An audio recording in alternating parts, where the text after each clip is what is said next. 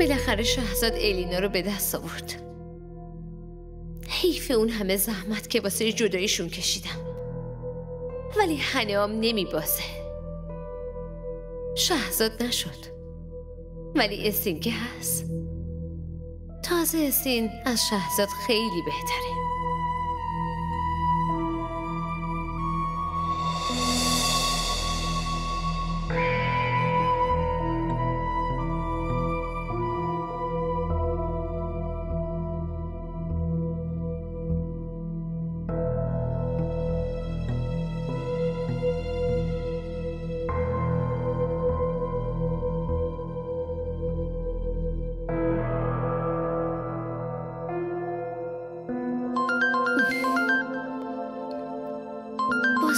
زنگ میزنه. الو؟ الو؟ انا من منصورم. چرا به هم زنگ زدی؟ انا ببین من الان بازداشتگاه. خواهش میکنم بیا و من از اینجا آزاد کن. متوجه چی میگی منصور؟ من چطور میتونم آزادت کنم؟ پای منو تو کلانتری و دادگاه باز نکن آقا. حوصله دردسر ندارم. دیگه هم به هم زنگ نزن منصور. دارم قطع میکنم. انا به من گوش بده. انا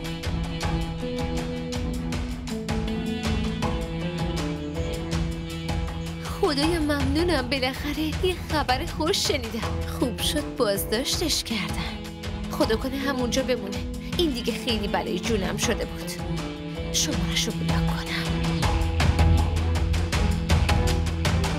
ماشاءالله خیلی به هم دیگه میان، برای هم ساخته شدیم. شما هم با همون بیاید. نه عزیزم، من دوست ندارم مزاحم عروس و داماد بشم. شما برید و خوش بگذرونید. برید و از سفرتون لذت ببرید. همدیگه رو بیشتر ببینید و بشناسید. به سلامتی برید و به سلامتی هم برگردید.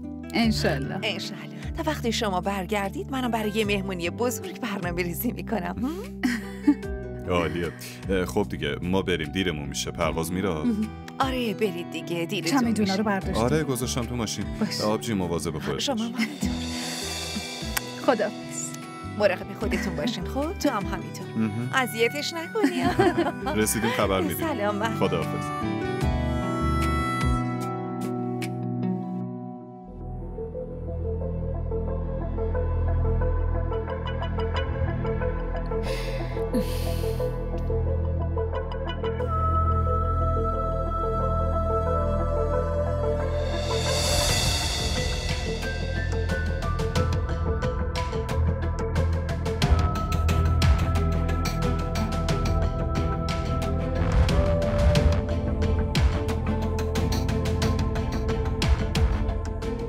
مامان خونه نیست.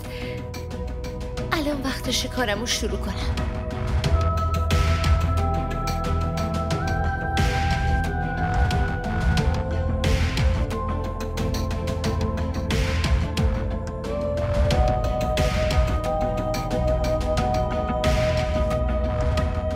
اسمی شما واسه من هیچ کاری نکردین.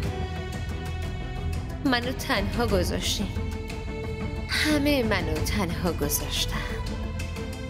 واسه همین دیگه نمیخوام زنده بمونم. من دیگه به این زندگی پایان میدم.